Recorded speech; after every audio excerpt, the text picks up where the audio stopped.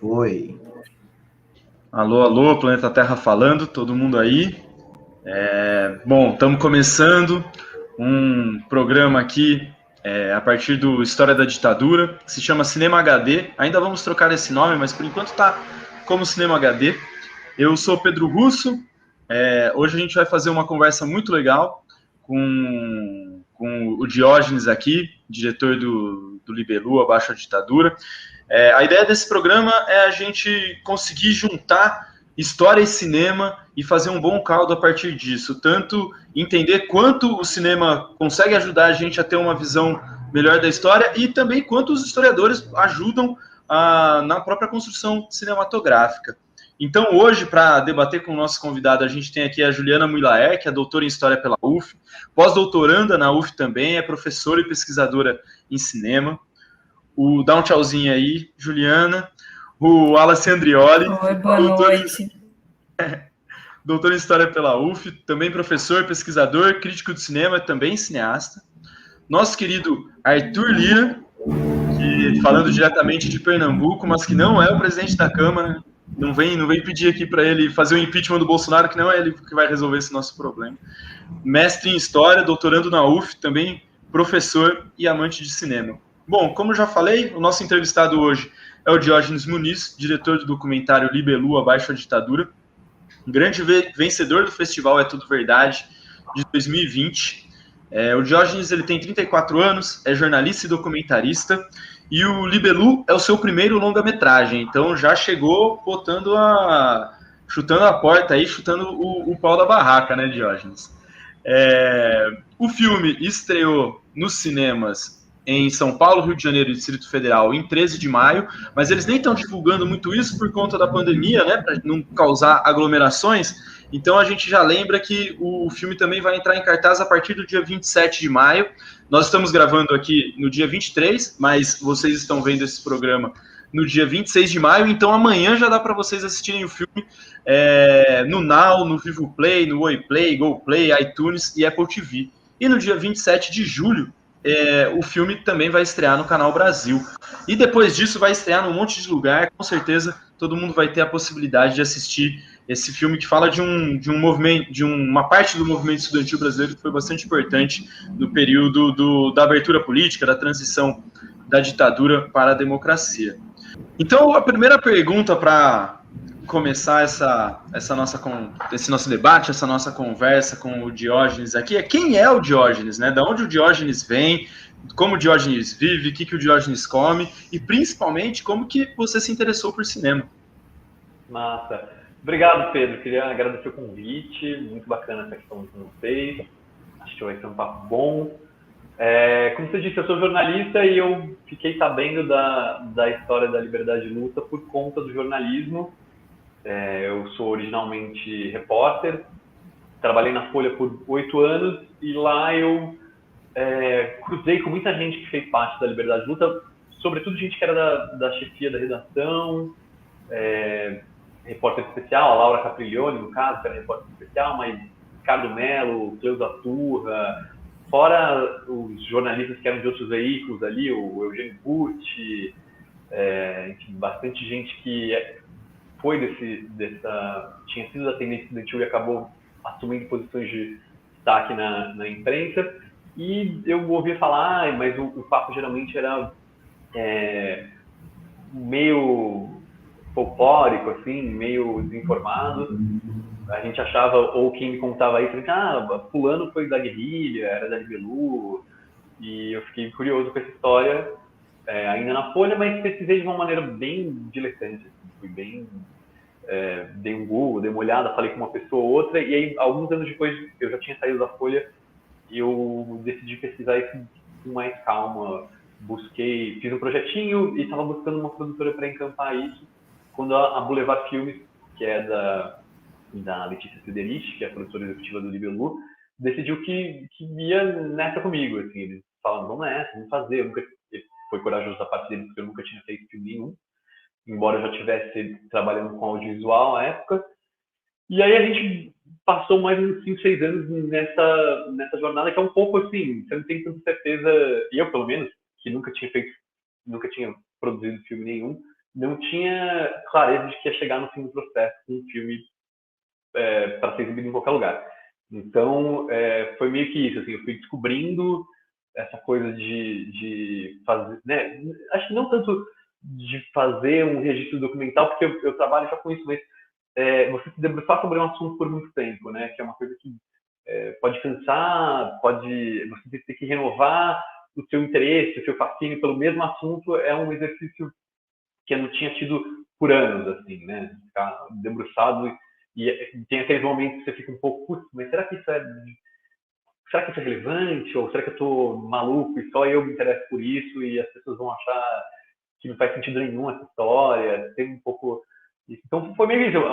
A Libelu ia, de certa forma, a minha trajetória nesses veículos de comunicação, mas sobretudo a Folha, acaba se cruzando por isso, assim. Eu acabei fazendo uma transição para o audiovisual, mas as coisas que eu vivi em redação me trouxeram esse assunto aí, e acho que em alguma medida também o conhecimento das pessoas, já tinha contato com algumas delas, já tinha um início ali de conversa com parte das pessoas que depois viraram entrevistados do filme. Mas não tinha ninguém na sua família que era trotskista, então, que tinha feito parte da Libelu, foi um negócio que você foi se interessando aos poucos mesmo. Sim. Engraçado isso, porque durante esse processo, como é um grupo que é originário da USP, aqui de São Paulo, e a USP, né, nos anos 70, uma coisa bastante restrita, em termos de classe social mesmo, algumas pessoas... Teve um entrevistado especificamente que está no filme, que em algum momento, assim, é claro, vários não queriam falar, ou ficavam em dúvida, ou não entendiam por que a gente estava fazendo, para que a gente estava fazendo comentário. Isso está, acho que, registrado em algum nível no filme. E aí ele perguntou para mim assim, cara, o que seus pais fazem? Eles estavam fazendo o que na época da ditadura?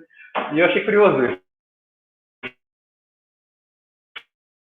Professor de escola pública no Jardim Luiz Maria, meu pai é aposentado, mas foi balconista de farmácia. Assim. Então, eu tão pouco por ser a USP. Né? Então, é um interesse que é de fora. Assim, não é um interesse de dentro da USP. Alguns projetos já tinham rolado. Teve um projeto acho que era um projeto de TCC de formandos da ECA. Eles estavam tentando fazer, acho que um livro-reportagem, alguma coisa. Eles até procuraram a produção do filme bem no começo, a gente conseguiu falar com algumas pessoas e tudo, mas eles não conseguiram editar. Eu não sei se era um livro-reportagem ou um filme, mas eles não tinham conseguido editar o material. Eles tinham gravado de alguma forma, não tinham conseguido editar.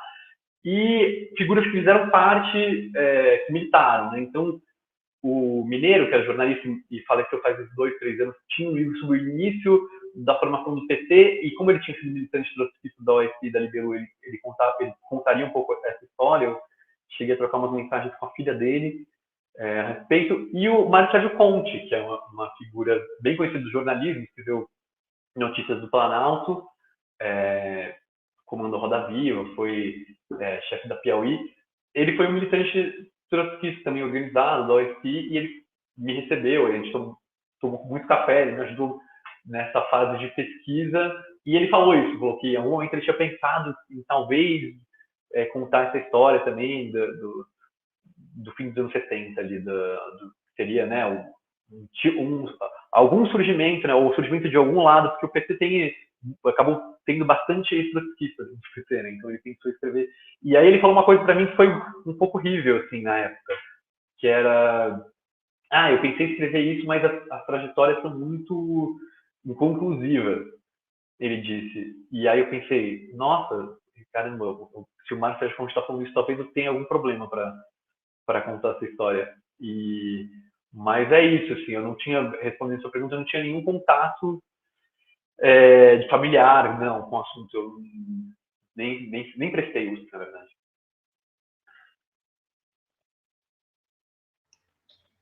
E aí, caros colegas, cara colega, o que vocês têm para perguntar? Eu posso fazer uma primeira pergunta também.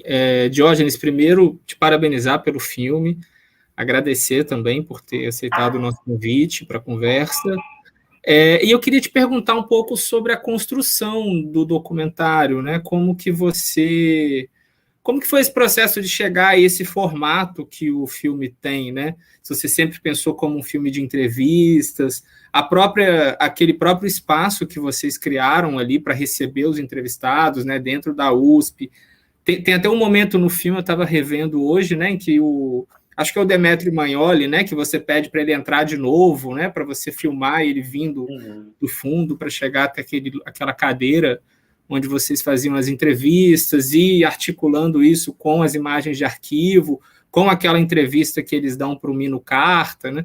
Queria que você falasse um pouco sobre esse processo de construção dessa narrativa do filme, como que você chegou a esse formato que o filme tem.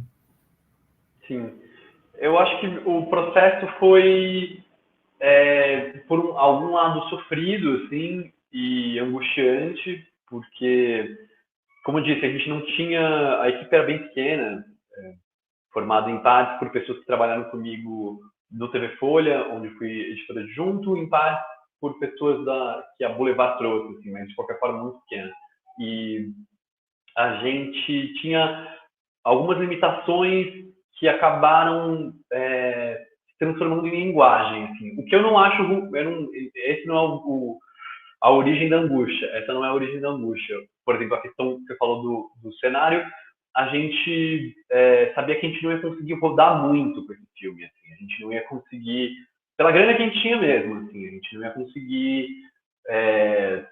talvez a gente não quisesse, em algum nível, ir para casa de cada um e fazer entrevista na sala que cada um oferecesse para a gente. Mas a gente também não teria essa grana, assim, de fazer externas com equipe e também muito fácil, porque você ir na casa da pessoa demanda você agendar, né? Assim, então é mais difícil você marcar isso blocado, como a gente fez, né? Então, a gente marca blocado, a gente gravou praticamente em um mês isso, tinha dias que a gente gravava até 2 conversas, uma mais cedo, outra mais à tarde, então essa variação acabou imprimindo no filme, né, porque aquele teste da FAO ele é vazado, então a gente deixou isso fazer parte do negócio, né, assim, e também um ambiente que, embora seja interno, um pouquinho fora de controle, né, tem uma pomba voando ali atrás, aí o fulano desliga a luz, faz parte do cenário, que é um cenário gigantesco da FAO, que é o topo ali, então fulano desliga a luz lá atrás, a gente falou, bom, vamos deixar isso vivo, porque a gente achou que podia ter algum valor trazer eles de volta para a USP, né? A gente achou que isso... Duas coisas, né? Trazer eles de volta para a USP, lugar que boa parte deles não pisava há 40 anos, desde que eles estudaram lá e militavam, e, por outro lado, estabelecer uma situação em que todo mundo tivesse igualdade de condições, vamos dizer assim, né? Pelo menos em termos de locação, assim, né? Pode ser questionado em outros termos, mas em termos de locação, todo mundo vai falar aqui, assim, tá? Então, alguém podia, conforme eles perguntavam como que vai ser isso aí, bom, isso aí vai ser o seguinte, vai todo mundo vir para cá no mesmo lugar, na mesma cadeira, a gente vai estar esperando quem tiver à disposição para falar com a gente. Então foi isso, e aí a gente tentou, a partir dessa limitação, que bastante, né? Falar assim, vou fazer um filme inteiro num set só, né? Assim, um documentário inteiro num set só é uma limitação, acho que grande. A gente tentou, a partir de quebrar algumas coisas, inclusive o eixo, né? Do filme, o Félix, que é diretor de filme, falou, não, vamos quebrar o eixo. Tem esse horizonte gigantesco aqui da FAO, do prédio de Vila Nova Artigas, que lança ali para o fundo. Vamos aproveitar isso, deixar alguma coisa que quebre, que dê um mínimo até de desconforto ali na imagem. E aí foi isso, assim, eu acho que nesse sentido não me arrependo, assim, porque a gente, às vezes, eu falei para eles que eu ia usar alguns áudios de telefone com eles, ou de WhatsApp que eles mandassem para poder ter essa chegada deles na USP. E aí é isso, tinha gente que chegava e falava coisas mais profundas e íntimas do que é isso, a coisa está chegando num lugar onde você viveu, né, assim, a sua juventude, gente que já estava chorando no carro antes de chegar, é muito emocionante. Então, nesse sentido, foi um limitador de você fazer um filme de baixíssimo orçamento, mas acho que foi um limitador bom. Sobre a feitura mais ampla, de ser um filme meio não, ser um filme de talking heads, né, assim, das pessoas que estão lá falando e aí entra arquivo, isso de fato é fruto de angústia, assim, tipo, de quebrar muita cabeça e em algum momento falar assim, quer saber, essa história, eu não posso me apropriar dessa história como se ela fosse minha, entendeu? Então, assim, eu tenho que ter algum mínimo dispositivo e alguma base clássica de feitura que eu vou respeitar, que é uma história dos caras, assim, sabe? Então, assim, tem que ter o arquivo, tem que ter eles contando a própria história e não vou fazer um off aqui para isso. Jamais. Assim, porque isso, o Mark Ponte, inclusive, que viu um dos cortes do filme, falou, você não pensa em colocar um off? Eu falei, cara, não, assim, jamais. Não sei como isso se encaixaria, assim, sendo uma história que não é minha. Assim, eu fui atrás dela, pesquisei com outras pessoas e contei com a boa vontade deles, não só das pessoas que foram até a fala da entrevista, mas também das dezenas de pessoas que foram tomar café, deram arquivos, fotos, participaram de pré-entrevistas, familiares, outros pesquisadores, outros jornalistas. Então, assim, tinha uma coisa um pouco de... por parte da equipe, né, a gente ficava muito... Cara, realmente, talvez a última coisa que a gente quisesse fazer fosse um filme Talking Heads. E aí a gente viu fazendo um filme que era um Talking Heads. Mas aí, assim, essa angústia não passou nunca, na verdade. A angústia continua. Eu vou ver o filme e fico, putz, cara. Pois é, né? Mas, por outro lado, eu fico feliz que a limitação nossa está em né? Então, eu sou falando levantar e sentar, o que é algo ridículo, isso está no filme, assim, sabe? Tipo, eu acho que isso é um alívio, um pequeno acerto que me alivia nesse sentido, que a gente falou, bom, beleza, a gente vai fazer desse jeito que a gente até não gostaria que fosse, mas a gente vai deixar uma câmera ali no fundo pegando a equipe inteira e vamos ver como que a gente se comporta nisso, né? Assim, então tem... e essa coisa da feitura da equipe também, que eu não vi você vai chamando, né? Tem o Rodrigão, que é o cara que trabalha no TV Folha, o Félix, que é o diretor de fotografia que também é do TV Folha, e a pessoa da Boulevard, e aí, de repente, você formou uma equipe sem perceber que você formou uma equipe, né? Principalmente no meu caso, que trabalho hoje como assistente de direção, eu não sou gestor, eu não tenho equipe nenhuma, eu não sou chefe de ninguém, então, assim, de repente, fala, olha só, somos amigos aqui, mas a gente é uma equipe. E aí, quando a gente se percebe como uma equipe, a gente vê quem a gente também, que assim, a gente é uma geração de 30, tem pessoas de 20 e poucos, tem pessoas de 30 e batendo ali nos 40 e poucos, assim, mas a gente é uma geração mais jovem que eles, que estão dando as respostas e que estão dando as entrevistas, buscando algumas respostas, né, assim, então acho que isso também teve alguma troca ali, algum atrito ali também, por conta disso, que foi bom, tá, no filme, assim, é bom quando os caras, de certa forma... o Mello, por exemplo, assim, né, que é o Ricardo Mello, que é o cara de óculos, um filme que é um jornalista muito importante aqui de São Paulo, que dirigiu o Veículo, foi editorialista da Folha, foi diretor do Jornal da Globo, enfim, e que era um militante muito importante, e ele tem uma coisa que eu acho que é o resumo da nossa relação com os entrevistados, assim, que eu faço uma pergunta meio tonta para ele ali, que é qual que ele acha que vai ser o horizonte da revolução, alguma coisa tonta nesse sentido, assim, e ele fala, se eu soubesse, eu ia estar aqui dando entrevista para você. O Mello já foi chefe do meu chefe, assim.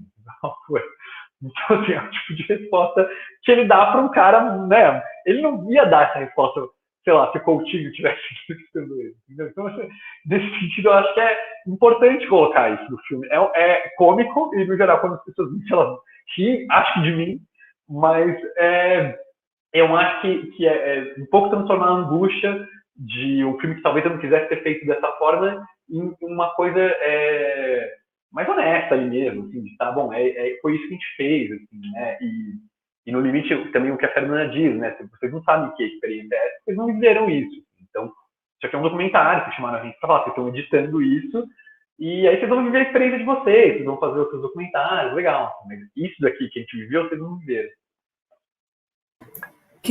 Posso aproveitar o gancho, porque esse dispositivo que você está falando, que foi super interessante sua fala, essa coisa que surgiu, né, das limitações, mas eu fico pensando se na hora de montar, ou se depois, em algum momento, tem alguma referência, né? Você falou aí do Coutinho, e esse final é um final que me remete muito ao final do Jogo de Cena, né? Que é justamente são as duas cadeiras ali e tal, e que se, enfim, né? Então eu fiquei pensando um pouco sobre duas coisas, né? Dessas referências visuais que em algum momento entraram, né, para dentro dessas limitações, como montar esse cenário, né?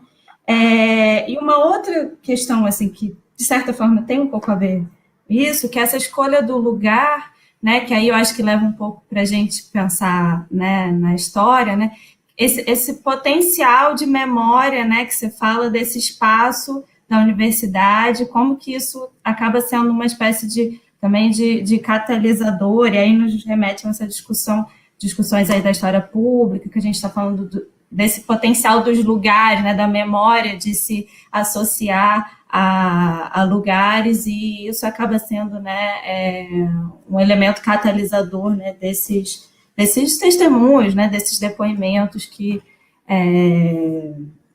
você fala. Enfim, tem outras questões, mas aí para a gente passar a bola e não sei se alguém quer acrescentar.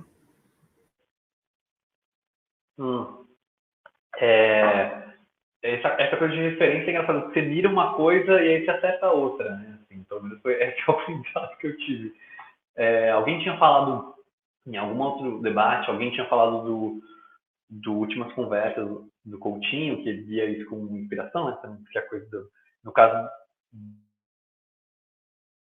do Coutinho, pelo João Maior, com estudantes do ensino, acho que de escolas estaduais do Rio, né? E tem também essa coisa, enfim, mas a real, assim, sendo muito sincero, tem dois filmes que para mim são muito importantes, assim, sobre ditadura especificamente. Um é da Anita Leandro, chama Retratos de Identificação, e o outro é o Cidadão Boysen, do Chaim Littelsky. E quando eu vi esses dois filmes, e são dois filmes que são assim, simples, né, assim, em termos de linguagem. O Retrato de Identificação, se eu não me engano, ele é feito a partir também de um orçamento bem baixo, assim, que é de um edital para fazer filmes a partir de arquivos da Comissão da Verdade. E só que ele tem uma coisa que eu fiquei que mexeu muito assim, comigo, que ele está contando histórias de pessoas que participaram da guerrilha, e ele acaba contando alguma coisa sobre a humanidade que vai muito além, assim, da história do Brasil recente, embora ele seja um registro importante, muito sério sobre isso, e trata o assunto com muito rigor e tudo. Ele fala de alguma coisa humana ali muito forte, assim, e o filme sobre o Henry Boyce também, né, assim, o nome do filme já tem essa coisa, assim, é um pouco um Rosebud macabro, assim, do Henry Boyce, que você acaba descobrindo no fim do filme, assim, que não sei se vocês viram, mas é uma coisa que eu fiquei, assim, eu acho uma reconstituição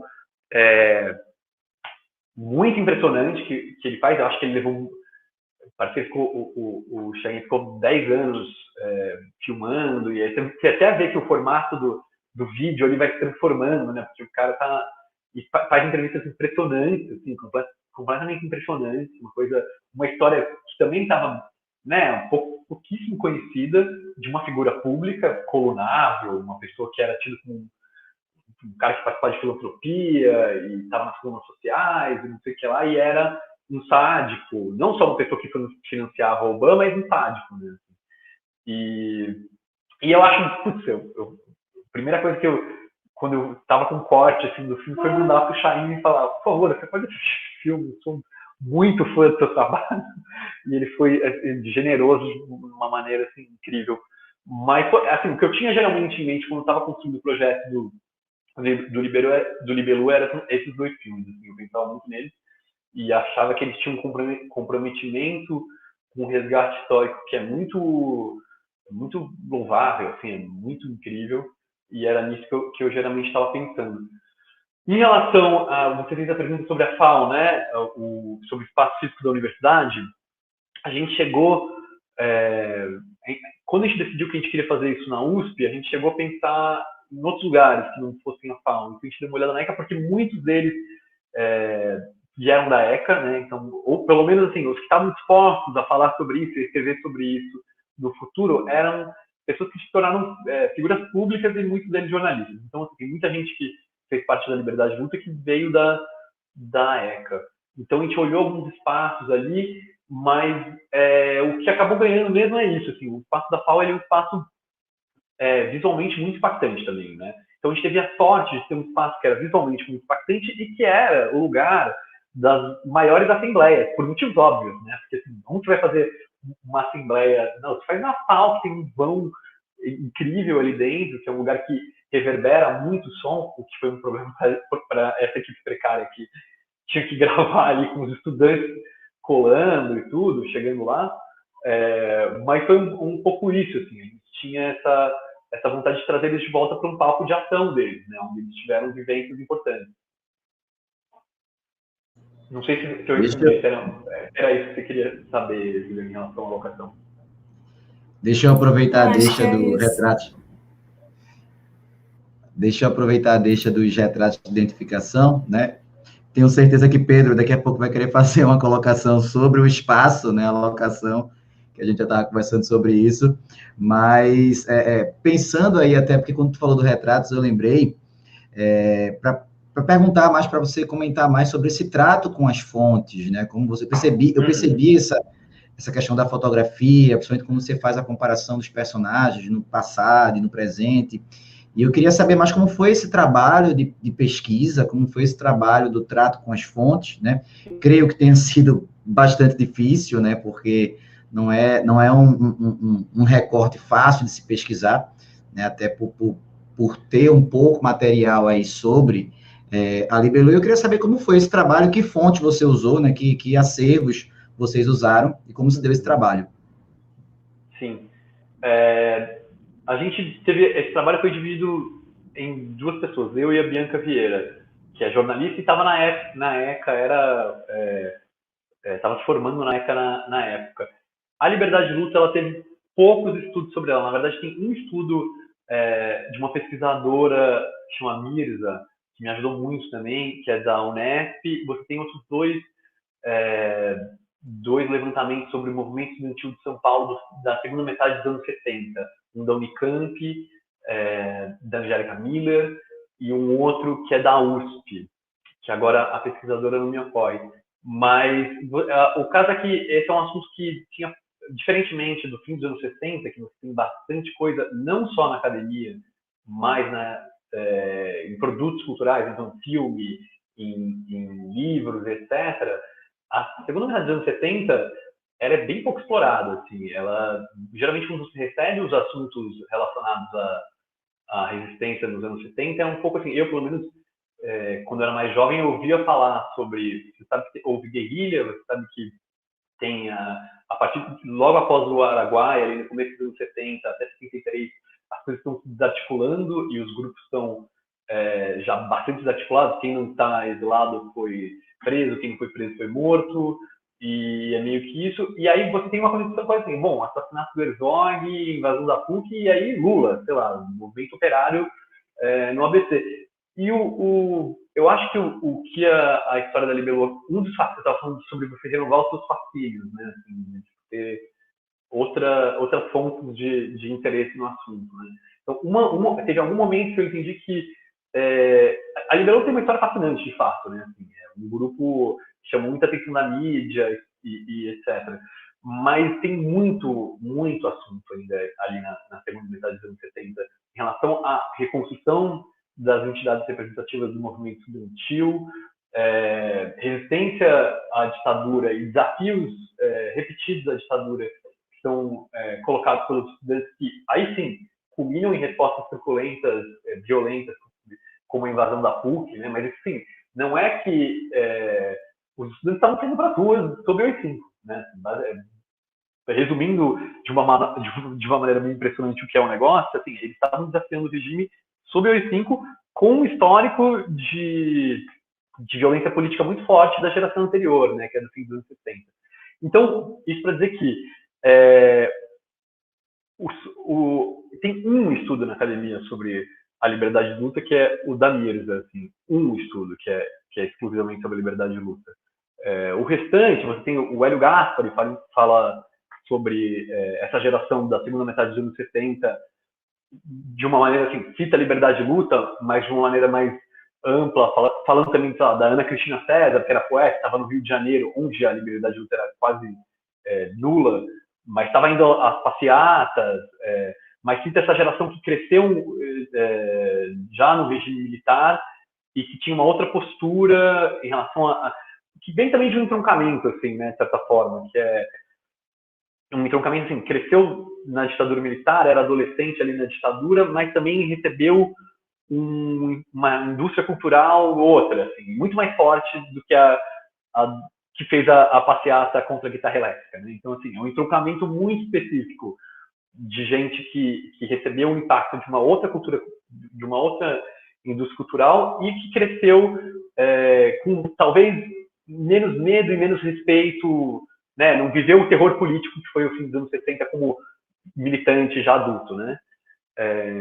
Então é um pouco isso, assim, os estudos eram poucos, né? Os levantamentos eram poucos, então o nosso esforço, meu e da Bianca, foi basicamente para entrevistar e fichar, quer dizer, a gente ia falar com as pessoas, fossem ex-militantes da Liberdade de Luta da Refazenda, Caminhando, gente da PML, do MR8, fosse o Hélio Gaspari, fosse pessoas que escreveram sobre o assunto mais da geração anterior, como o Mário Magalhães, que escreveu a biografia do Marighella, o Mário Magalhães, que é o biógrafo do Marighella e também um conhecedor da história da ditadura militar, que foi, aliás, a pessoa que ele viu um dos cortes do filme, deu alguns toques de pesquisa e foi ele que deu a sugestão de colocar o abaixo de ditadura no título do filme.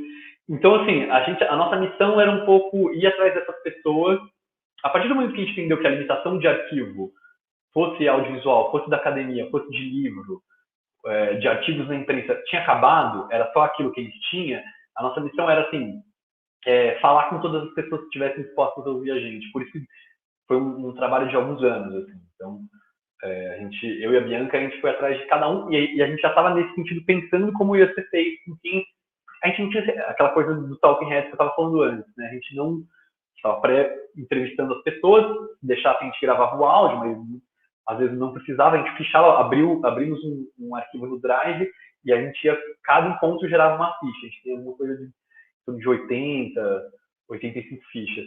E aí a gente, algumas coisas obviamente não serviam para nada, algumas pessoas com lembranças, uma coisa que é curiosa nesse périplo algumas pessoas com lembranças que são basicamente reproduções do que saiu da imprensa, o que eu achei muito fascinante, eu até agora não tinha falado disso em nenhum papo, mas uma das coisas mais fascinantes para mim é como eu ia falar com pessoas que viveram as coisas e elas me falavam coisas que eu tinha lido na revista Isto É. Eu achava isso assim, cara, isso era um problemão para mim, assim, isso era um problema difícil. Então a gente começou a cruzar os relatos e no primeiro momento do filme, quando a gente entendeu o objeto, mais ou menos, a gente falou assim, bom, a gente vai pegar as pessoas que são hierarquicamente mais importantes nesse grupo, né? Então, sei lá, era Sokol, Júlio Turra, Ricardo Mello, a gente queria, vamos falar com uns caras que eram meio os manda-chuva no negócio, assim. E só que aí um outro objeto de fascínio nessa estrada da pesquisa do filme, né, que diferentemente dos outros grupos, então assim, a Liberdade de Luta era impulsionada por uma organização clandestina que das sombras dava as diretrizes do grupo ali, o que acontecia com outras, né? Então tinha a PNL, por exemplo, que também funcionava um grupo estudantil que estava na USP, né? Mas o que a gente entendeu é que, diferentemente dos outros grupos clandestinos com suas respectivas faces públicas, semi-clandestinas, estudantis, que seja, a OSI recebeu de volta muita energia da Liberdade de Luta, a ponto de gente que nunca tinha militado, e isso foi uma conversa de pesquisa também, que a gente percebeu que a gente ia ter que mudar o jeito de fazer esse filme, que é gente que nunca passou pela universidade, ou que nunca militou na Liberdade de Luta na universidade, anos depois, fala assim, eu fui da Libelu, porque foi trotskista da OIC, da Corrente do Trabalho, ou seja, no sindicato nos anos 80, sabe? Em 84, em 85. E a pessoa falava não, mas eu fui LDU, cara, eu fui LDU, imagina. E aí, isso não é que a pessoa estivesse mentindo, ou que a pessoa estivesse tentando aumentar o papel dela ou se relacionar com isso. É que a força da LDU vem um pouco disso, assim, ela não é só o grupo estudantil impulsionado pela organização trotskista que age das sombras.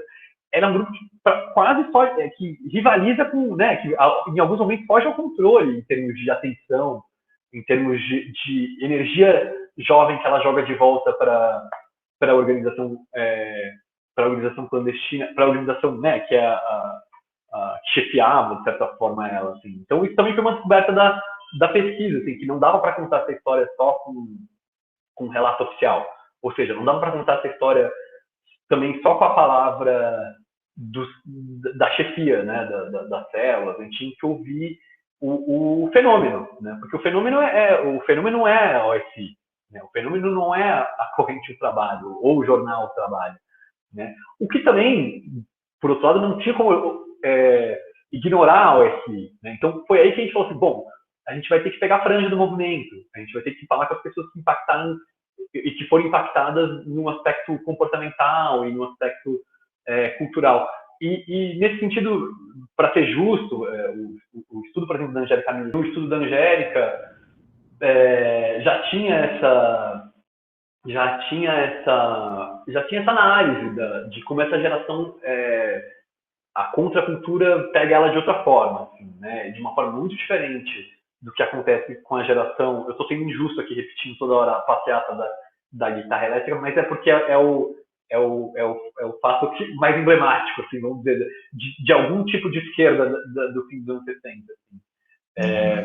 Mas também, assim, é isso, assim, são indústrias culturais diferentes, assim, né? São momentos para o jovem, momentos históricos para o jovem, para o que ele vai ouvir e que tipo de comportamento ele vai ter que são diferentes. Assim. Então, só para concluir a coisa da pesquisa, a gente teve esse trabalho de cruzamento de relatos, assim, que foi muito importante, sabe? E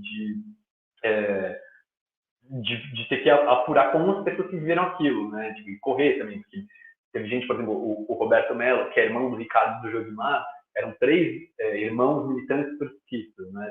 Do mesmo grupo. O Roberto Mello foi uma pessoa, por exemplo, que era uma entrevista, é uma pessoa muito citada, e uma pessoa que deu que deu uma pré maravilhosa pra gente, que estava numa expectativa muito grande, que faleceu um pouco antes da feitura do filme, assim. Então tinha esse lado, assim, de fazer esse registro rápido. Mas eu acho que você traz essa questão da memória, assim, e o quanto a memória ela é contraditória, e essa preocupação que você trouxe, que você bateu de cara com ela, assim, fazendo o filme, é exatamente a preocupação que nós historiadores temos. Sempre que você está recebendo alguma memória, ativando aquela memória que vai trazer diversas lembranças, o quanto isso influencia mesmo, né, para você fazer realmente um trabalho ético que tente entender o que estava acontecendo naquele contexto. Isso é muito complicado, porque isso não quer dizer que a pessoa está mentindo, ela está lá maquiavelicamente mentindo para tentar te enganar. Não, ela acredita, ela está reproduzindo aquilo. E essa conexão do cinema com a historiografia eu acho muito interessante, é muito legal, assim. E uma coisa que o Arthur até tinha falado antes, que ele falou do local e que eu ia debater sobre, é que, assim, exatamente, vocês, praticamente o principal cenário de vocês é a USP, e, cara, eu tentei gravar um curta e um média na USP, bicho, e eu não consegui, cara. Eu queria saber como que vocês conseguiram isso. Eu acho que como esse pragmatismo que vocês tiveram que ter para gravar o filme, talvez fez com que vocês se preparassem melhor para conseguir gravar dentro da USP, porque, bicho, tentei gravar no CRUSP, tentei gravar em vários lugares dentro da USP, nunca consegui. Eu acho que Pedro quer o contato, o Pedro quer o contato para na próxima ele conseguir gravar lá dentro. Vou falar com o Diógenes, eu preciso gravar lá dentro da USP, cara, porque aqui tá difícil, assim. Uma outra coisa que você falou que eu acho legal trazer é essa sua preocupação com o formato Talking Heads. E assim que acabou o filme, eu conversei com 2 amigos meus de São Paulo que são cineastas também, o Marcos Escrivão e o Thiago Mendonça. e tava falando sobre o filme e tal, eu falei, cara, falamos exatamente esse termo, assim, é Talking Heads, mas ele é bem feito. Então, muitas vezes a gente tem o preconceito com o formato, esse formato é mais tradicional e tal, mas, assim, ele é bem feito, você escolheu um formato e ouvindo você falar agora, tem um pragmatismo nisso. Cara, é dessa forma que a gente vai conseguir fazer. Como que a gente vai conseguir fazer esse formato da melhor maneira possível? Então, eu acho que você conseguiu realmente, vocês, né, toda a equipe, conseguiram chegar nesse lugar, sabe? Beleza, vai ter que ser esse formato, tá bom, vamos ter que usar os arquivos, vamos ter que fazer o Talking Heads e tal, mas isso não faz com que o filme perca qualidade em momento algum, assim, tanto que hoje, conversando mais cedo, antes da entrevista, a gente estava falando, inclusive, o quanto que o filme é provocativo, o quanto você consegue trazer aquela dialética. Tem um momento, eu não vou lembrar o nome, quem eram as pessoas exatamente, mas que tem um ex-militante que ele é super saudosista, falando que a Libelu foi o maior movimento que aconteceu na década de 70 e tal. Na imagem seguinte já vem o cara e fala, que não foi nada, que é aquilo ali e tal. É muito legal. O final também, já dando spoiler, hein, galera, avisando vocês aqui. Com o Palocci lendo o poema do Leminski, aquela leitura do poema do Leminski dá uma raiva do Palocci, assim, mas é genial também, porque ele lê e ele fala assim, tá bom, tá, E aí ele até fala, né, todo trotskista é incorrompível, até parar de ser trotskista. Então é muito legal essas provocações que você traz no filme, assim.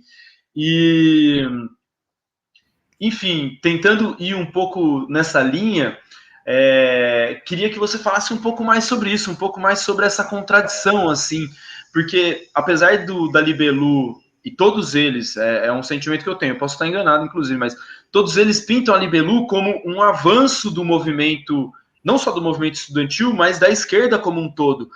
Que não tinha o preconceito com a guitarra elétrica, por exemplo, que não se vestia daquela maneira, vou colocar entre aspas aqui, mas daquele nacional popular, né, que rompia com esse nacional popular, muito ligado a uma esquerda que era socialista comunista, mas também uma esquerda nacionalista, né? Só que no final das contas, quando a gente percebe a organização da Libelu, ela acaba repetindo moldes das organizações brasileiras de esquerda, assim, da época, né? Então, quais são esses limites que você percebe, assim? Tô tentando, como o filme é provocativo, tô tentando exatamente trazer uma provocação. Quais são essas contradições que a gente consegue perceber? Porque tem uma hora que você traz um militante negro da Libelu, e ele não foi liderança ali na Libelu.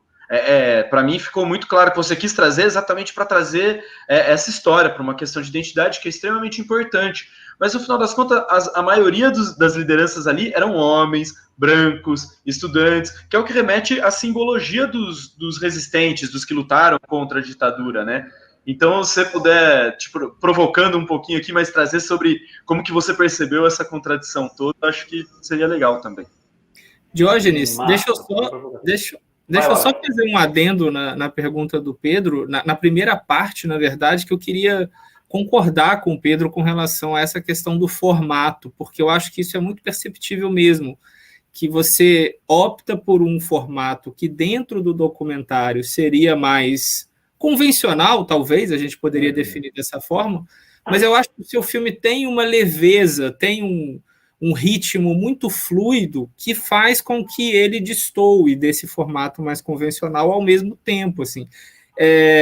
Não sei, até se você quiser falar um pouquinho sobre isso, assim, pensando, revendo até o filme hoje, né, até que ponto isso tem a ver com o próprio tema, porque a Libelu tem também essa leveza, né, então talvez tenha contribuído para isso, mas também com essa sua própria experiência com o jornalismo. Você falou da TV Folha, né? Eu não sei exatamente em que momento da sua trajetória você trabalhou ali na TV Folha, mas eu me lembro muito de vídeos da TV Folha que tinham esse tom muito jocoso, né? Muito divertidos aqueles vídeos. Então, enfim, se você também quiser enveredar um pouquinho por esse caminho para falar um pouco disso, mas de toda forma eu queria reiterar aqui o elogio do Pedro, que eu acho que isso é muito visível no seu filme, assim, esse tom de uma leveza e que faz com que ele ganhe uma originalidade, eu acho, dentro desse formato um pouco mais tradicional do documentário. Assim, só mais uma coisa, só para lembrar que o Wallace trouxe a TV Folha. De não ter uma caneta e não estar anotando todos os toques. Você vai respondendo, a gente vai conversando e vai fazendo. Mas uma coisa que eu lembro muito da TV Folha desse jeitão jocoso, você é mais novo que a gente, assim, né? Não sei se você já estava na TV Folha, mas na época da Copa, os Yellow Blocks, nossa, esse vídeo da TV Folha dos Yellow Blocks foi genial, zoando a galera nos camarotes da Copa do Mundo e tal. É muito interessante mesmo. Mas enfim, passando a bola já. Legal, gente. Agradeço demais a gentileza de vocês. De verdade. Eu acho que vocês ficaram comovidos com o meu desabafo sobre ser angustiado até hoje com o formato do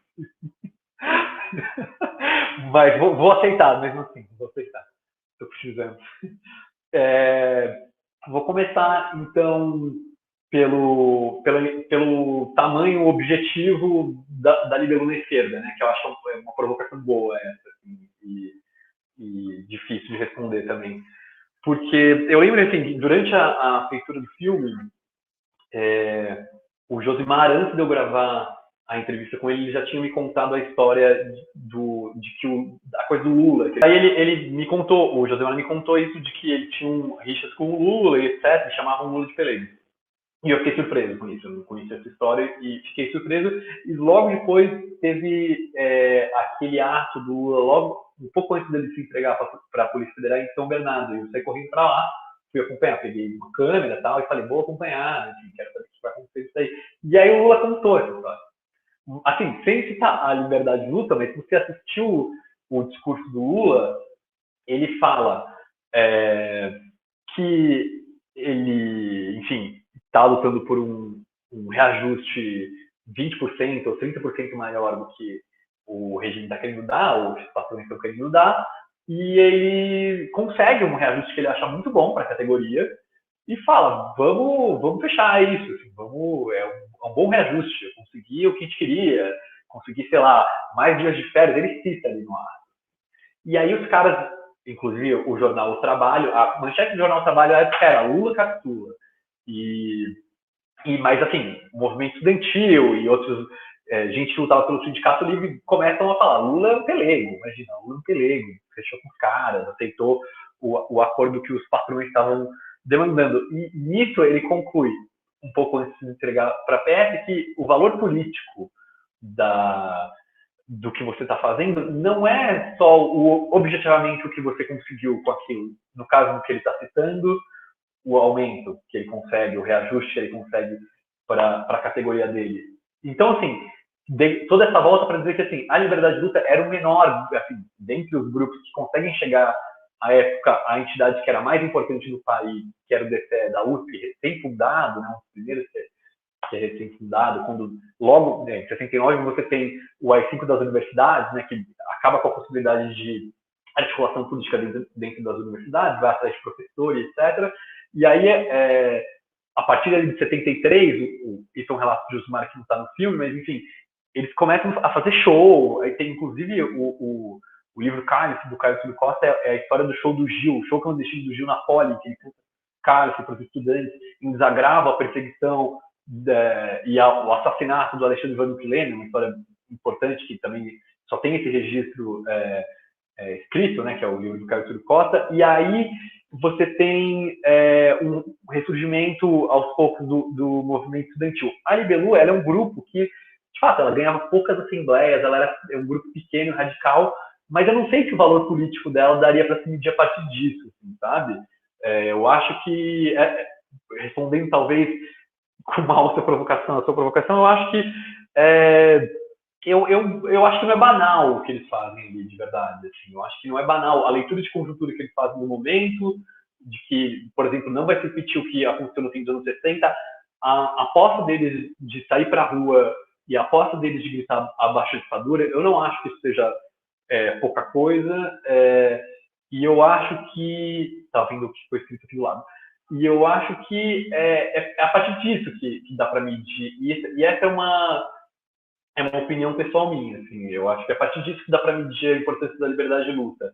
É claro que quando o filme abre e o Arbeck fala que a liberdade de luta foi inclusive mais importante do que a semana de 22, eu acho que...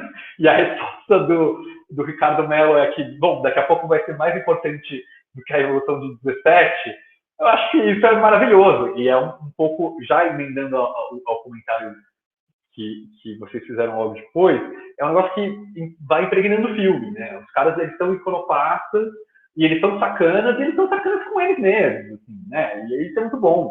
E eu acho que isso tem a ver com o que eles foram. Talvez um traço que ficou desses caras 40, 45 anos depois é que eles são sacanas com eles mesmos, eles não se levam tão a sério, né?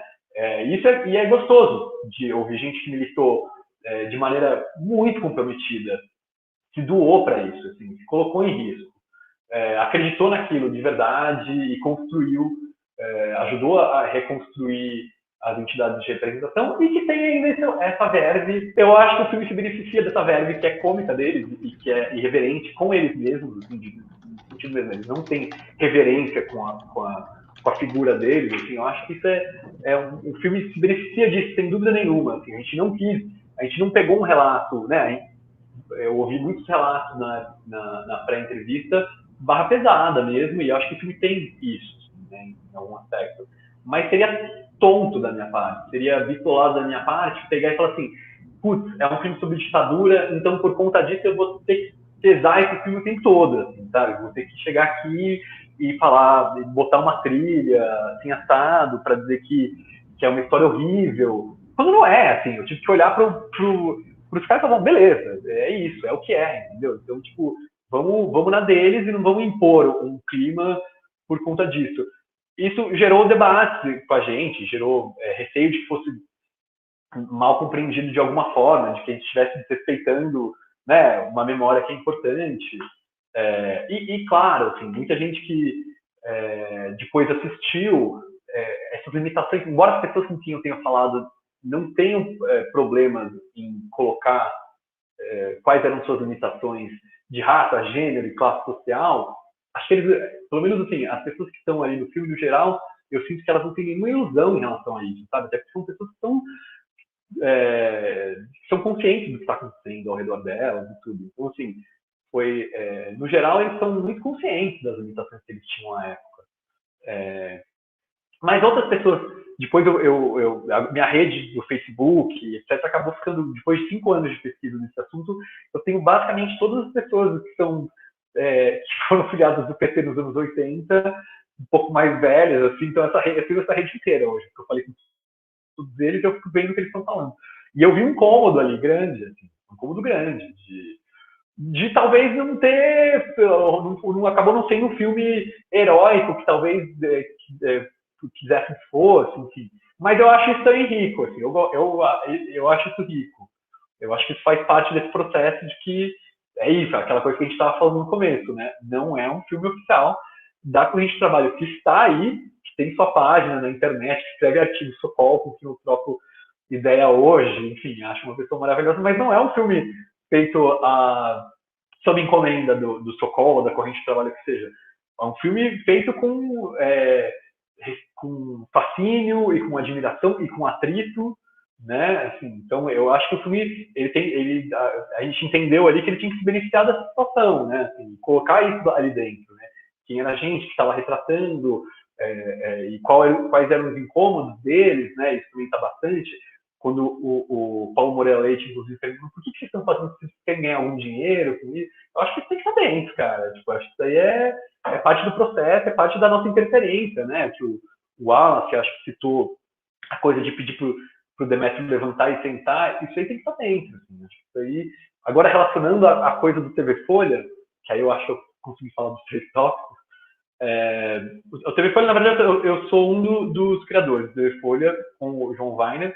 Eu fui adjunto do Weiner, que era diretor, na primeira equipe, assim, foi minha transição para o audiovisual, o TV Folha. Então, eu era repórter da Folha por muito tempo, repórter, e amava ser repórter, achava o máximo, ainda acho demais, assim, eu tenho muitos amigos que são jornalistas, e em algum momento ali o que eu mais gostava de fazer, assim, que me dava mais, mexia com o meu ego, assim, que eu ficava mais envaidecido, era quando eu escrevia uma matéria para Ilustríssima, assim, um texto longo, de algum assunto que eles topassem receber.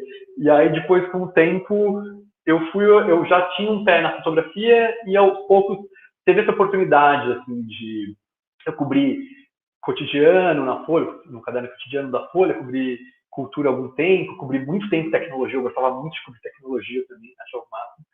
E aí, em algum momento surgiu a gente criou um núcleo ali que era o próprio TV Folha, que era a multimídia, antes do Wagner chegar. E a gente tava ali meio que com os equipamentos, editando vídeo em PC, uma coisa horrorosa, assim, era terrível, era muito ruim. Esses vídeos são, assim, os piores de todos.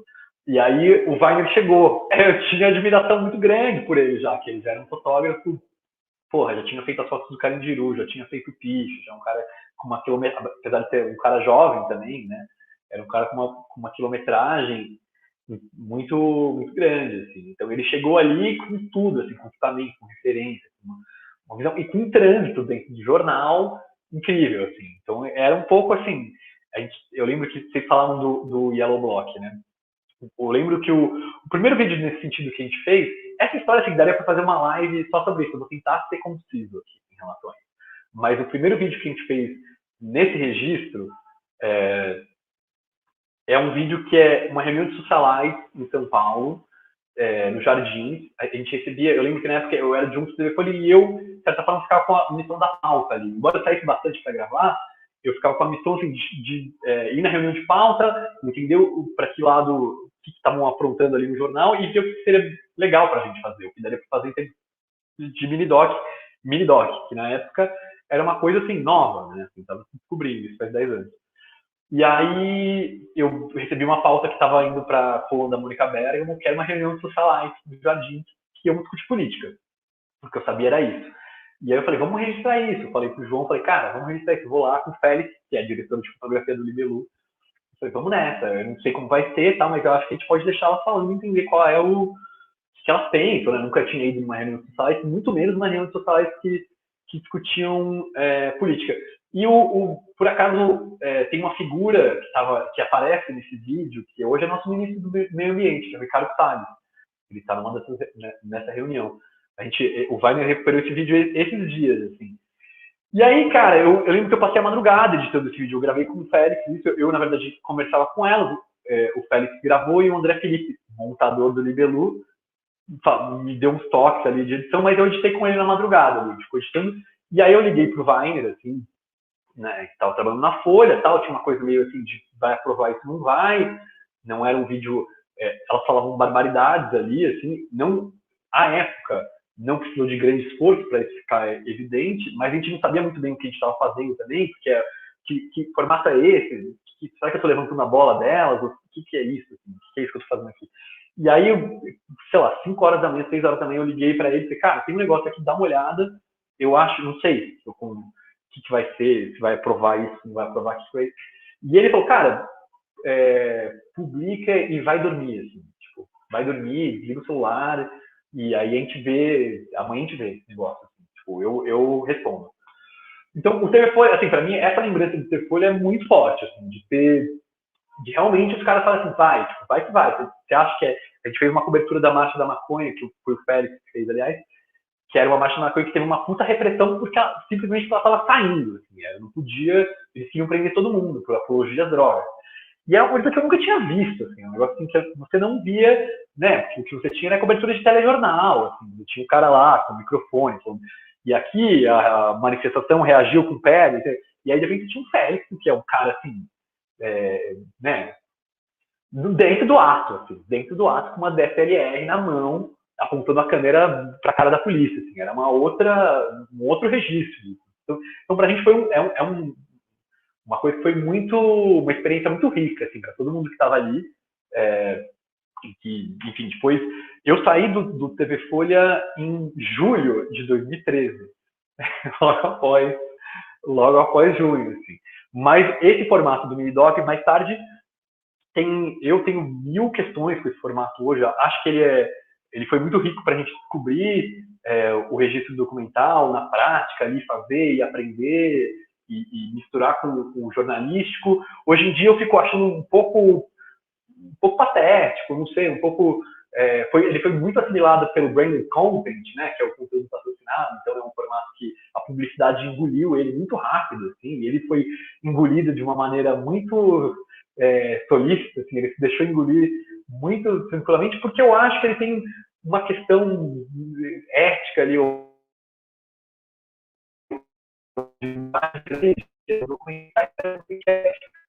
da pesquisa do Libilu, que eu fiquei 5 anos e até você não aguentar mais falar do assunto, você ter que renovar o seu interesse sobre o assunto. Então você vai verticalizar, né? Você vai se aprofundar no negócio, assim, né? Essa ideia do documentário, acho que é algum sentido, assim, pelo menos de um tipo de documentário, talvez, de histórico. E o mini-doc é o quê? Você vai se aprofundar só um tantinho, sabe? Eu acho que já de largada já tem uma coisa mal resolvida, assim, que na época foi uma ferramenta interessante pra gente, mas hoje eu tenho uns conflitos com ele, assim, tenho alguns conflitos. E, de outra parte, essa coisa do vídeo que é no registro da ironia ou do cinismo para alguns, né? Acho também que tem...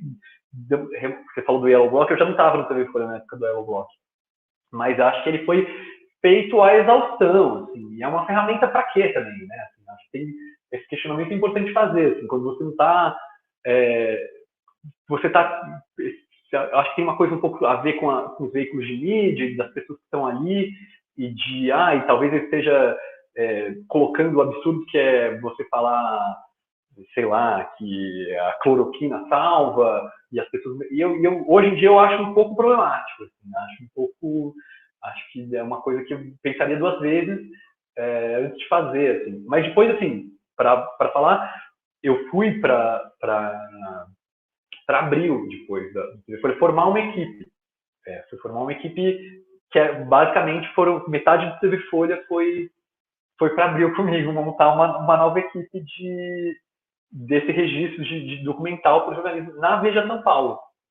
Fiquei lá na Veja São Paulo e foi lá que teve o vídeo do Rei do Camarote, né, que foi talvez o mais, assim, o mais maluco, assim, desses todos, assim. Eu vejo esses vídeos da Socialite talvez como um início, a primeira experiência que a gente teve disso, e o Rei do Camarote como a maluquice total, assim, quase a perda de controle no formato, assim.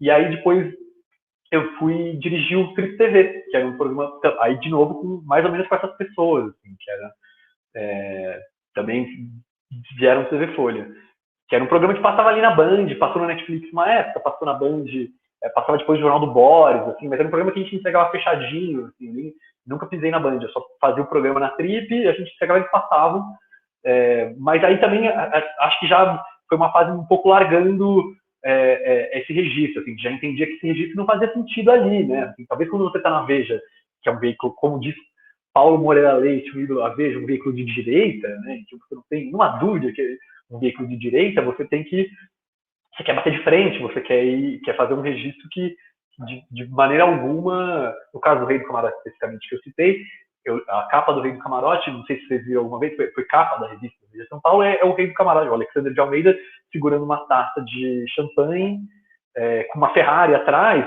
ele tá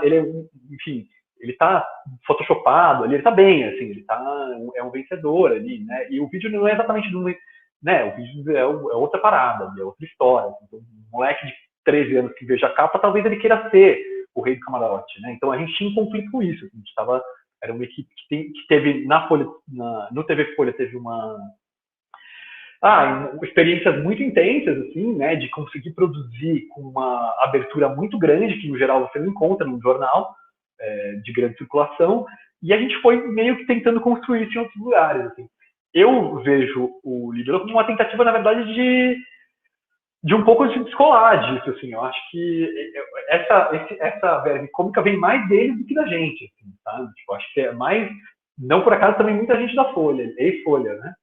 Mas acho que é mais um traço deles.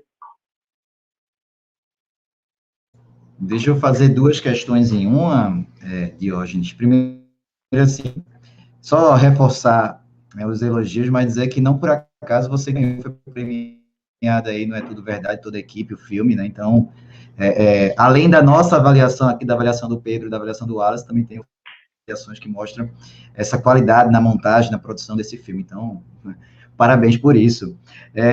E assim como a história, Pedro já colocou essa conexão de que os filmes têm com a história, né? Essa coisa de pensar o cinema dentro da história, assim como a história, No filme e no documentário, nesse documentário, há uma preocupação muito presente, né? A gente sempre olha para esse filme para uma questão muito presente, no tema, na questão política, né? Em como esses personagens estão hoje em dia. E eu queria saber de você uma coisa que me chamou muita atenção no último debate que a gente fez, foi o quanto que o momento em que o filme foi realizado, foi produzido, influenciou no produto final e no processo de produção, né? Então, eu queria saber com você, nesses anos que você veio da ideia de Libelu até os dias de hoje, passando aí por uma transformação radical política no nosso país, né? Como você vê o seu filme dentro desse cenário e a contribuição do Libelu para esse momento político, né? De se debater a ditadura, abaixo a ditadura, né? Que é uma coisa muito forte esse subtítulo, inclusive para o momento que a gente está vivendo. E eu queria saber de você qual é essa contribuição, qual a contribuição do filme neste sentido. Sim. A gente teve um debate grande sobre essa coisa do subtítulo, né, do Abaixo a Ditadura ali, que foi uma sugestão a primeira pessoa que falou isso de alguma forma foi o Mário Magalhães, mas porque é isso, assim, é uma história que reverbera muito forte hoje, né, assim. Só que no início do filme a gente não sabia, no início da feitura do filme a gente não tinha ideia de que seria assim, né, era um assunto mais restrito, assim, tanto que, né, muita dúvida sobre, o público talvez seja pessoas com mais de 50 anos, que viveram aquilo, que ouviram falar. Esse choque de receber recado de gente que é militante ou jovem, de vários lugares do país, falando, quero ver, quero passar no meu DCE, sei lá. Eu acho que tem muito a ver com isso, assim, de a gente ser pautado por esse assunto pela presidência da República, né? Assim, que é uma coisa que há 5 anos era, para mim, pelo menos, impensável. Então, conforme a gente foi pesquisando e fazendo, o negócio foi crescendo de uma maneira até um pouco amarga. Assim. Quando a gente estava lançando no ano passado, a primeira data de lançamento do filme, que depois foi adiada, a gente ia lançar o filme no É Tudo Verdade presencial, né? Ia acontecer e era por acaso, porque a gente não tinha nenhuma decisão, né? A gente não determina quando vai ser o É Tudo Verdade, quem determina são eles. Por acaso ia passar muito próximo do aniversário do golpe. E aí a gente estava assim, ao mesmo tempo eletrizado e um pouco tenso, assim, um pouco tipo, putz, que massa, mas ao mesmo tempo, será que putz, a gente estava um pouco, será que eu estou certo para estar nessa data, né? Um assunto tão pesado e tudo. Então o filme acabou sendo influenciado. A gente grava as entrevistas antes da eleição do Bolsonaro, né? Se coloca ali no filme quais são os anos. Algumas poucas são feitas fora desse ciclo do mês que a gente ficou ali na FAO. O Palocci, entre elas, né? A gente recebe ele, aliás, ele nos recebe um ano depois, em prisão domiciliar, depois que ele saiu da carceragem de Curitiba. E eu acho que o filme não tem como, né? Ele acabou sendo na ilha de edição, né? Ele acabou sendo muito influenciado por essa vibração política de hoje. E eu acho que talvez quem tenha recebido mais espaço no corte final por conta disso é o Erasmo Dias, que é uma figura, um bolsonarista, um proto-bolsonarista, assim, um bolsonarista de todo tempo. Uma figura também histriônica, também patética, né? Uma figura que grita e fala, e autoritária, etc. E acabou virando alguns protagonistas ali, né? Um cara que, quando aparece, porra, né? Ou ele é ridículo, falando que também sou filósofo, ou tá falando das bombas costumeiras que usamos até hoje, né? Frases assim, realmente. Esse arquivo, aliás, que a gente teve, vocês citaram no começo do papo, a gente conseguiu na Cinemateca, assim, no apagar das luzes, assim, o arquivo que é a vértebra do filme ali, o centro do filme. Sem esse arquivo o filme não existiria. Não sei se eu realmente teria um filme para mostrar sem essa entrevista do Mino Carter, a gente conseguiu na Cinemateca. Mas é isso, assim, acho que na edição ele acabou sendo influenciado de certa forma, mas tudo surpreendente, né? Porque no início da feitura era um assunto assim, né? A Dilma era presidente, era uma outra história.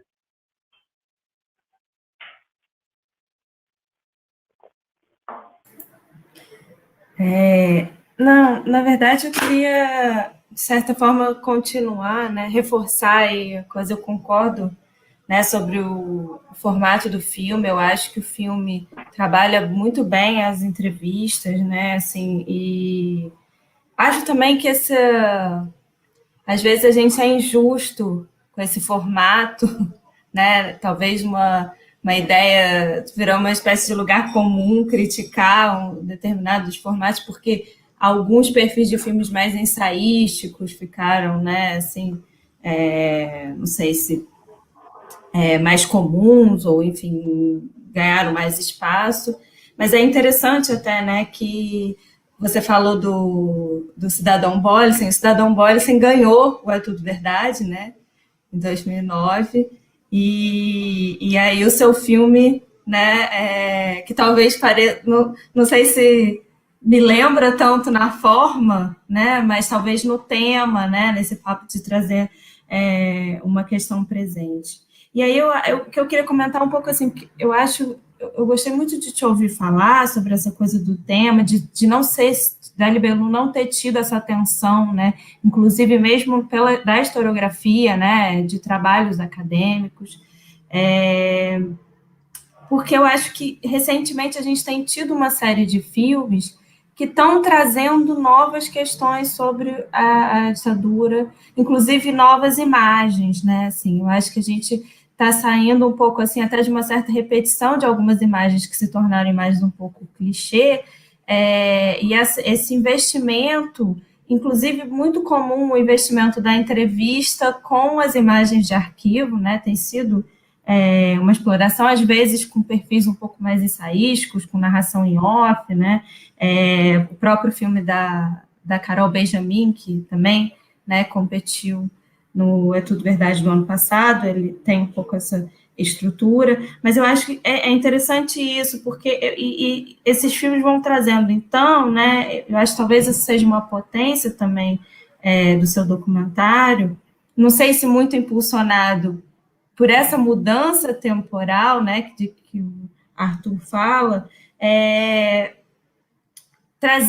mostrar como essas questões, como o passado é presente, né? Eu acho que isso é muito interessante porque a gente sai de um registro do filme histórico como se o passado é uma coisa que está lá longe, acabou, e a gente consegue, de fato, atualizar esses depoimentos, atualizar essas pessoas, pessoas que estão ali, estão no espaço político, estão atuando, né? E, ao mesmo tempo, como que essas questões elas vão reverberar para além do que se imagina. Então, assim, não é só o interesse para essa geração que participou, mas as novas gerações que também estão se interessando. Então, assim, como que a gente tratar o passado como presente, né? Assim, eu acho, mostrar essa influência, ele pode, né, abrir outras, né, enfim, outras questões. É mais um comentário que uma questão, mas se você quiser, adoraria que você pudesse... E é presente e é surpreendente, né? Assim, eu acho isso muito louco. Assim, a gente tem a tendência a achar que o futuro que guarda as surpresas, mas eu acho que o passado guarda as surpresas assim, demais. Assim, eu concordo muito com isso. Assim. E aliás, você estava falando disso, eu tive um delay, mas eu lembrei o nome das terceiras pesquisadoras, que eu acho importante falar das três, que são as três que foram meio que a base da pesquisa. Então, é a Mirza, que eu já tinha citado, Feliciota, a Jordana de Souza e a Angélica Miller, que são as três pesquisadoras que a Mirza especificamente sobre a liberdade de luta, as outras duas sobre o movimento estudantil dos anos 70, assim, que foram, enfim, realmente tem muita coisa ali, assim. Eu estava falando recentemente com uns amigos sobre os outros grupos que militaram concorrentes à liberdade de luta e o Mercadante pediu o link do filme, queria ver o filme, não sei o que, ele militou, ele era da Refazendo, era um detrator da liberdade de luta, mas assim, do grupo do Mercadante tinha Laerte, assim, fazendo charges com traço de hoje, assim, para a eleição do DCE, saca? Tipo, é só isso, assim, só isso. Mas eu acho que sim, tem muito assunto para recuperar. Esse período especificamente tem coisas muito bonitas ali também, né? O relato A gente chegou a colocar na página da Liberdade de Luta um relato do diário da Ana Cristina César, poeta, que eu acho maravilhoso, assim, sabe? Então, sei lá, eu fico ansioso para ver ficção disso, assim, sabe? Acho que tem assunto pra caramba, acho que é uma geração que tá para se recuperar. E também acho natural que a gente tenha tanta recuperação, não é por acaso que a gente tem, né, a guerrilha, a geração anterior, é natural que ela receba muita atenção, porque não é qualquer coisa jovens, né, de 18, 19, terem que pegar em armas para resistir a uma ditadura. É óbvio que essa é uma história impressionante e merece, né, e que vai ter muita atenção, assim, mas também tem tem bastante coisa para esperar das diretas, enfim.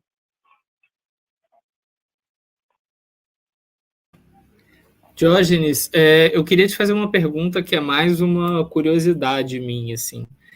Acho que, bom, o seu filme tem algumas figuras que a gente estava até conversando um pouco hoje mais cedo, né? Eu, Pedro, Arthur e Juliana sobre isso, que quem é de esquerda, pelo menos, se acostumou a odiar nos últimos anos, né?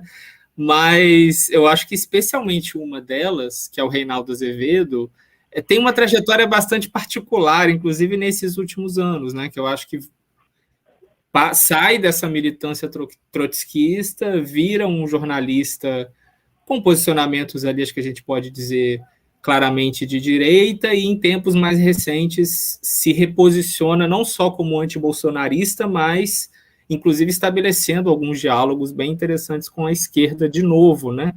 E eu confesso para você, assim, quando eu fiquei sabendo da existência do filme, já há algum tempo, acho que foi até o Reinaldo falando que ele tinha dado uma entrevista para um filme sobre a Libelu no programa dele, eu fiquei muito ansioso para assistir e eu não sabia muito dessa dimensão do papel dele na organização, e que é muito pequeno, né? Isso é dito no próprio filme, acho que até por ele mesmo, né?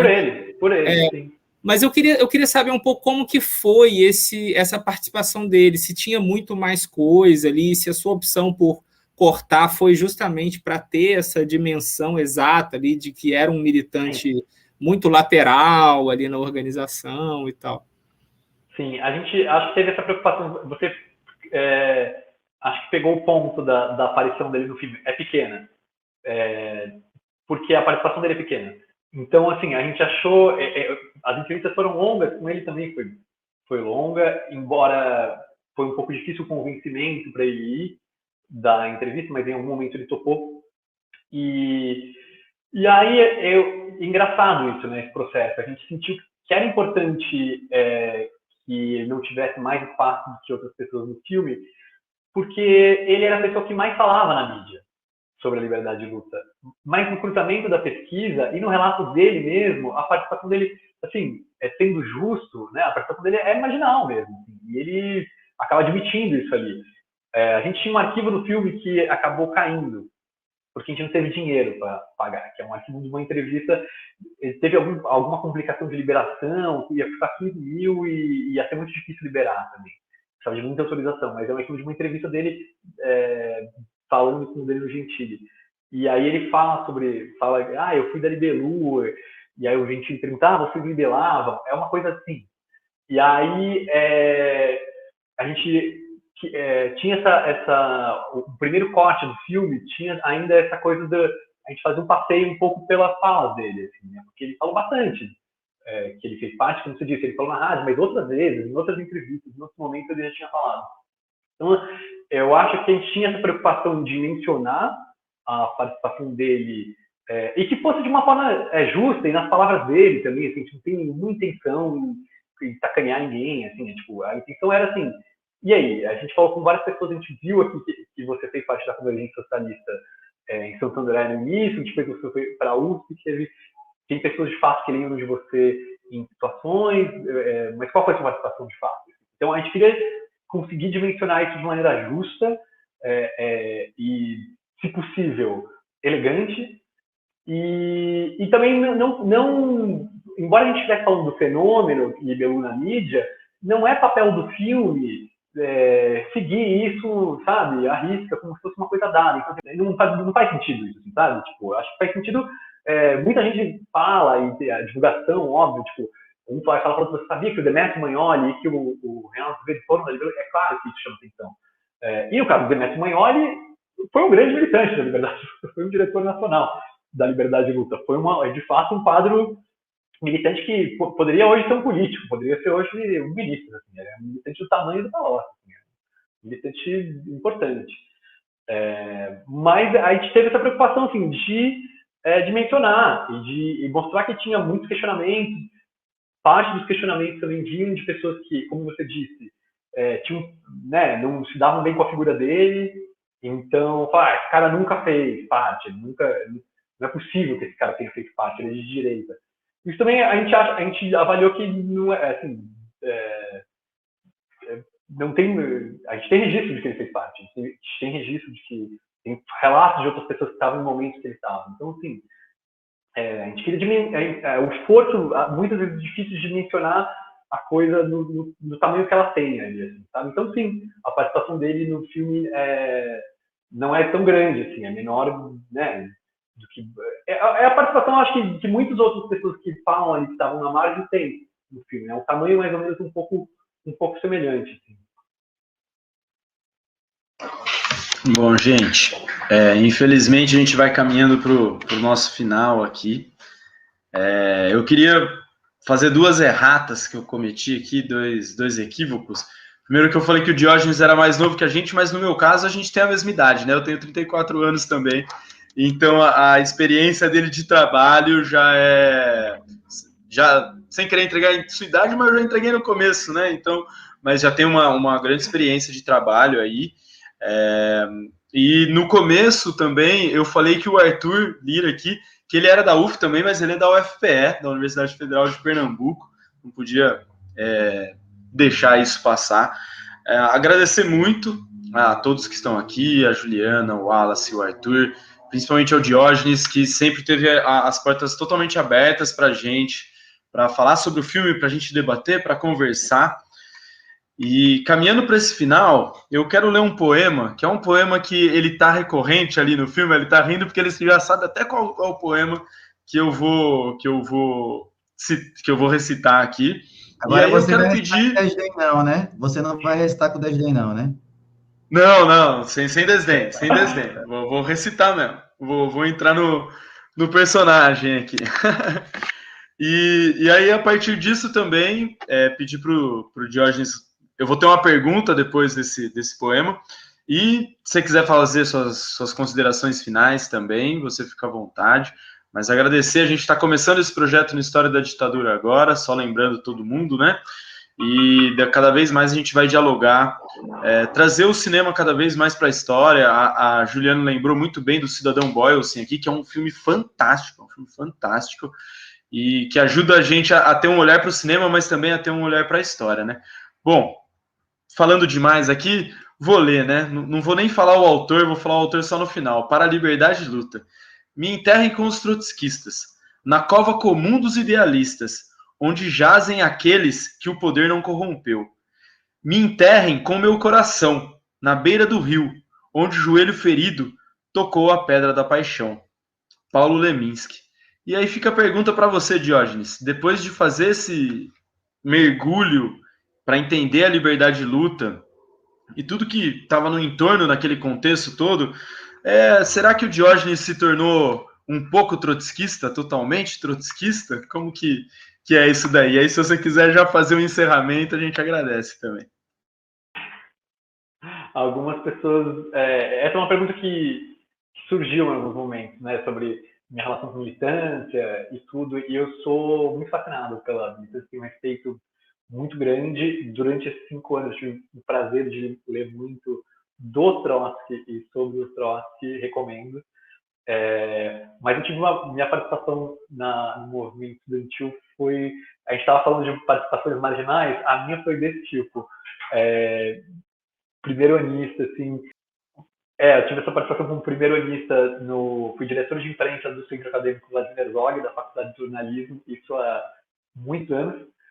E E aí logo comecei a trabalhar no jornalismo, assim, muito intensamente, mas continuei tendo um fascínio muito grande, assim, pela militância, não só trotskista, assim, acho que esse objeto, eu tive sorte de pegar um objeto que tem muito a ver com cultura e que tem uma história fascinante e tudo, mas eu tenho muitos amigos que são militantes do partido e acho que a nossa geração, eu tenho 34, acho que a nossa geração, ela foi muito atravessada não só politicamente, mas também em termos de comportamento por 2013, então isso assim, é muito forte, assim, né? Mas trotskista não, eu seria um falsário se eu falasse que eu sou trotskista, imagina. E eu imagina, eu me desmascarar em poucos dias, cara, não ia dar certo isso. E, aliás, agradecer o convite, achei incrível o papo, gente, gostei muito, acho que em alguns momentos a gente foi para lugares muito distantes, né, assim, começamos a falar de mini-doc, de linguagem, foi ótimo, eu gostei demais da conversa, vida longa ao projeto de cinema, de vocês, de discutir cinema, acho que tem muito filme bom para discutir, a gente falou de alguns aqui hoje, né, falando da Anitta Leandro e do Chaim, são suas obras fundamentais, assim, e que para mim foram norte mesmo, assim, que me impactaram demais. E é isso, feliz demais, gente, foi, de verdade, foi muito bom.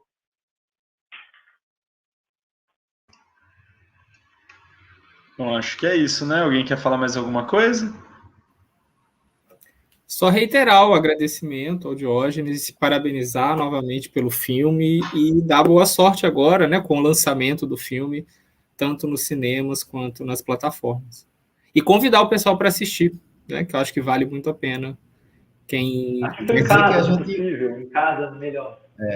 Isso, exatamente. Nós já estamos aguardando os próximos projetos, viu? A gente já está aqui no aguardo. A gente que já assistiu, já debateu, a gente já quer saber aí os próximos projetos, viu? Estamos ansiosos. Pois é, a gente agradecer, né? Agradecer o convite também para estar aqui, né? Esse papo ótimo, né? E também estou com o Arthur, quero saber dos próximos projetos aí. Convidar todo mundo para assistir o filme. Só para lembrar. Diga lá. Não, eu só ia reiterar que o filme ele vai estrear no Now, no Vivo Play, no Oi Play, Google Play, iTunes, Apple TV, agora no dia 27 de maio, e no dia 20 de julho estreia no Canal Brasil também, e vai estrear em outros lugares, então fiquem espertos aí para assistir esse filme que, aqui, ó, entre nós aqui ganhou 5 estrelas, é um filme totalmente recomendado. Obrigado, gente, obrigado demais.